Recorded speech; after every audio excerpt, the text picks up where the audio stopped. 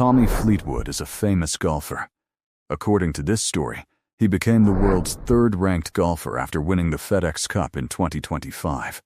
Born in Britain, he has won 8 European Tour events and, at the age of 35, is considered one of the brightest stars in golf. Many believe he will soon become the #1 golfer in the world. The story of how he reached this position is fascinating. Tommy Fleetwood was competing against the world's top-ranked golfer, Scottie Scheffler, in the final round at Q Valley. The winner was to receive a prize of $2.1 million from FedEx. Fleetwood struck his final shot on the 26-hole course. The ball rolled across the green and came to rest right on the edge of the hole. According to the rules of golf, a ball hanging on the edge of the hole is given 10 seconds. If it falls into the hole during that time, the shot counts. Otherwise, it is considered missed. Players, cameras, and spectators all held their breath as they watched the ball. A single movement of the ball was worth $2.1 million. 8 seconds passed. The ball remained motionless. Fleetwood had virtually lost the match. Then, according to the story, something extraordinary happened. A fly came buzzing through the air and landed on the side of the ball facing the hole. The tiny weight of the insect shifted the balance of the ball, causing it to move and fall into the hole during the 9th second.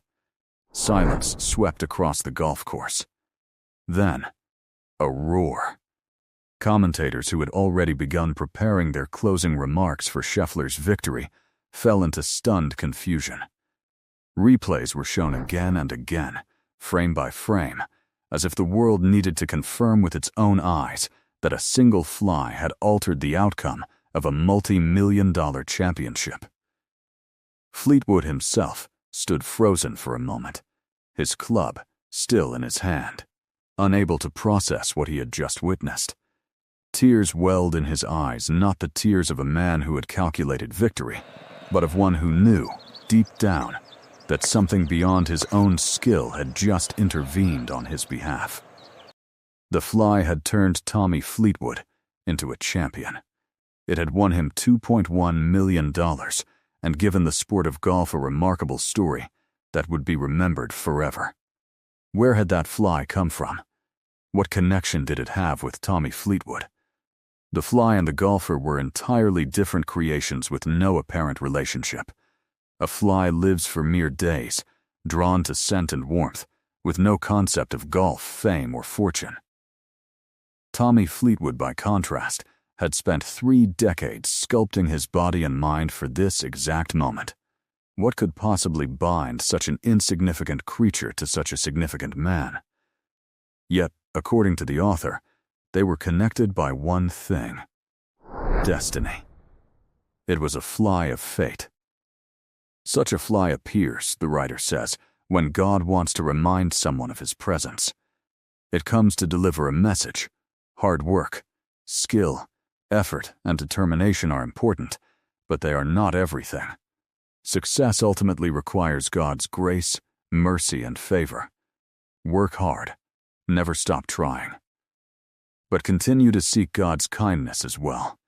When effort becomes exhausted and determination reaches its limits, God can send his help in unexpected forms. Just as in religious history, he sent the ababil birds and the hoopoe bird as instruments of his will, he can even send a fly as a means of mercy. The writer pauses here to reflect on how often human beings forget this truth. We are taught, from childhood, that the world rewards effort in direct proportion to its quantity, that the hardest worker wins, that the most talented rises, that merit alone decides outcomes. And largely, this is true. But it is not the whole truth. Between effort and outcome, there exists a hidden hand that allocates timing, opportunity, and circumstance, and no amount of practice can fully account for it. Tommy Fleetwood certainly became a golfer through his dedication. Had he not awakened at 4 every morning to practice for 5 hours, strengthened his grip, developed flexibility in his wrists, and mastered the relationship between wind, club, and ball, he would never have become a professional golfer. He endured injuries, years of mediocre rankings, and seasons where his name barely appeared in the news. He kept swinging anyway. Yet according to the author, effort alone does not guarantee success. There are thousands of golfers who may be more skilled and hard-working than Fleetwood, but the world does not know their names. Some of them practiced just as many hours, studied the game just as deeply, and possessed swings that coaches still describe as technically flawless. But their ball never found the fly. Their shot, struck with equal precision, rolled past the hole or stopped a centimeter short. Fleetwood became famous because destiny favored him. This, the writer argues, is the difference between effort and fortune. The famous British statesman and Prime Minister, Sir Winston Churchill, used to say that he did not merely pray for people's health and wealth. Instead, he prayed that they would be blessed with good fortune. When asked why, Churchill would often refer to the Titanic. The Titanic was the largest and strongest passenger ship of its time. Engineers called it unsinkable. Its decks gleamed with the wealth of industrialists, aristocrats, and the newly rich, all confident that their money and their health had purchased them safe passage across the Atlantic. Yet in April 1912, during its maiden voyage, it struck an iceberg and sank, taking more than 1,500 lives. Many of those aboard were wealthy and healthy, but neither wealth nor health could save them. Some of the luckiest people, however, never boarded the ship at all, a missed connection, a last-minute change of plan, an illness that kept them home while others survived on floating wreckage and returned safely to their families, with nothing more than fortune to thank, which was greater than wealth and health or good fortune. The writer also tells the story of Maharaja Ranjit Singh, the first Sikh ruler of Punjab. He was not considered physically attractive. He had dark skin, scars from smallpox, and had lost sight in one eye. As a child, he was mocked for his appearance, even by those within his own household. No one watching him in his youth could have predicted that this same boy would one day command armies, negotiate with empires, and rule over a kingdom larger than most European nations. Yet, he built a powerful kingdom stretching from the mountains of Tibet to the deserts of Sind, and from the Khyber Pass to the Sutlej River. A beautiful dancer named Moran performed in his court. She was considered one of the most beautiful women of her time, celebrated in poetry and song across the region. During one performance, she glanced at herself in a mirror and then looked at the Maharaja. Unable to suppress her laughter, she smiled. The Maharaja noticed. The entire court grew tense. Such an act performed before a powerful ruler could easily have ended in punishment. Courtiers exchanged nervous glances, certain that Moran had made a fatal mistake. When asked why she laughed, she replied honestly, "Your Majesty, people call me the most beautiful woman in the land. I looked at myself in the mirror, and then at you, and I thought how strange God's system is. He has made beauty dance in the court of ugliness." The court fell silent, but the Maharaja laughed and replied, "When God created the world, there were two lines. In one line, beauty was being distributed. In the other, destiny. You mistakenly stood in the line for beauty, while I stood in the line for destiny. That is why you received beauty, and I received fortune. And it is the beautiful who dance in the courts of the fortunate." Moran was moved to tears. The Maharaja later married her, and her destiny changed forever. From a court performer she became a queen, her name remembered centuries later not for a single dance, but for a single mirror and a single smile. The writer asks, did the Maharaja change her fate? No, he says.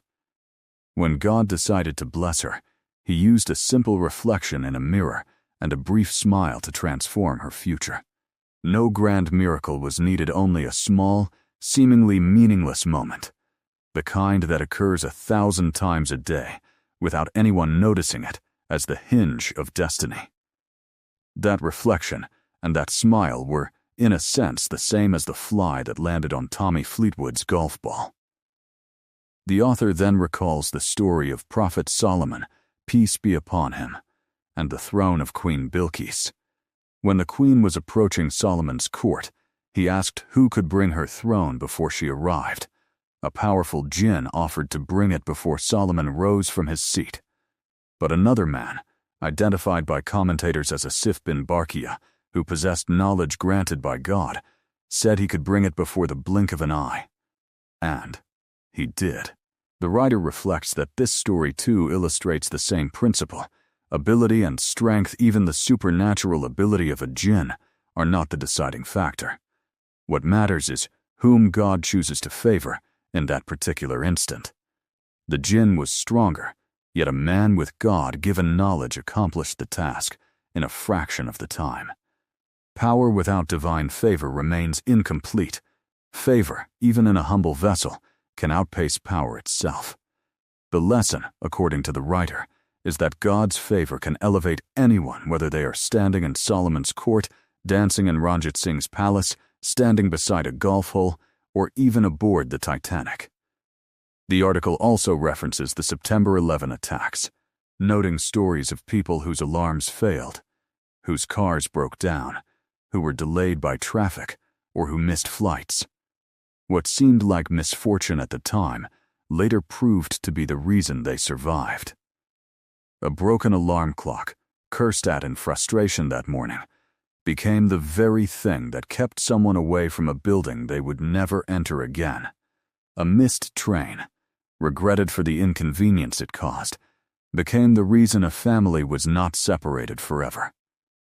In hindsight, these small irritations were not failures of the day, they were quiet rescues, dressed up as bad luck so that no one would notice them as blessings until much later. The writer extends this thought further, noting that we rarely recognize fortune while it is happening. We curse the traffic that delays us, not knowing it may have saved us from an accident further down the road. We complain about a deal that falls through, not knowing it spared us from a far greater loss. We resent the rejection that closes one door, not seeing the door that quietly opens behind us as a result. Destiny, the writer says, rarely announces itself. It disguises itself as delay, as disappointment, as inconvenience, and only reveals its true shape with the passage of time. The conclusion is simple. When you pray, ask God not only for wealth, success, and health, but also for a good destiny. This does not mean abandoning effort. God places sweetness inside fruit, but the tree must first be planted, watered, and cared for. Without the tree, there can be no fruit. A farmer does not sit idle and wait for fruit to fall from the sky. He tills the soil, plants the seed, waters it through dry seasons, and protects it from pests. Only then does he have the right to hope for a harvest. Destiny does not replace this labor, it simply decides, at the final moment, whether the harvest is abundant or whether a single unexpected frost takes it all away.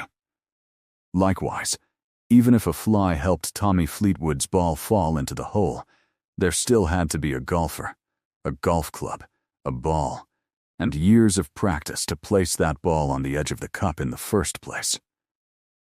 Had Fleetwood never picked up a club, no fly in the world could have made him a champion. Had he not trained his hands to control distance and spin with such precision that the ball stopped within inches of the hole rather than feet away, there would have been no edge for the fly to nudge. Effort builds the stage. Destiny decides what happens on it. Hard work is the road upon which God's favor travels. If you wish to meet the fly of destiny, you must first become Tommy Fleetwood and get the ball to the edge of the hole. Then, perhaps, destiny's fly will arrive. And so the story closes not as an excuse for idleness, but as an invitation to balance, to work as though everything depends on effort, and to pray as though everything depends on grace. Plant the tree. Strike the ball. Walk to the edge of the hole through your own sweat and discipline. And then, quietly, hope that somewhere in the air above you, a small and unremarkable fly is already on its way.